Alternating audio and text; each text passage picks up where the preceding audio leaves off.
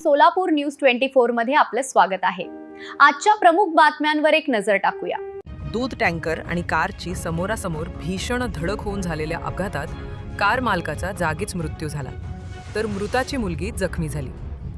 केशव काकासो काशीद, वय 45, राहणार काशीदवाडी, सोनंद, तालुका सांगोला असे मृताचे नाव आहे।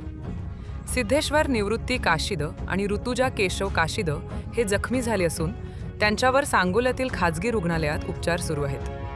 अपघातानंतर दूध टँकर रस्त्याच्या कडेला पलटी झाला असून चालक घटनास्थळावरून फरार झाला आहे।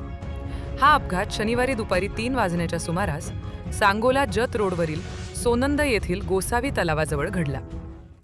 केशव काशीद हे शनिवारी सकाळी कार दुरुस्तीसाठी ते सांगोल्यात आले होते।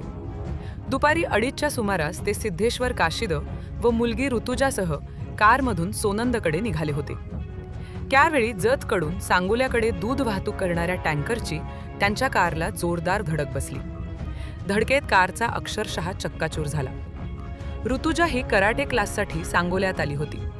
क्लास संपल्यानंतर ती एसटी बसने गावाकडे निघाली होती, मात्र वडिलांनी तिला बसमधून उतरवून कारमधून घरी नेत असताना हा अपघात झाला।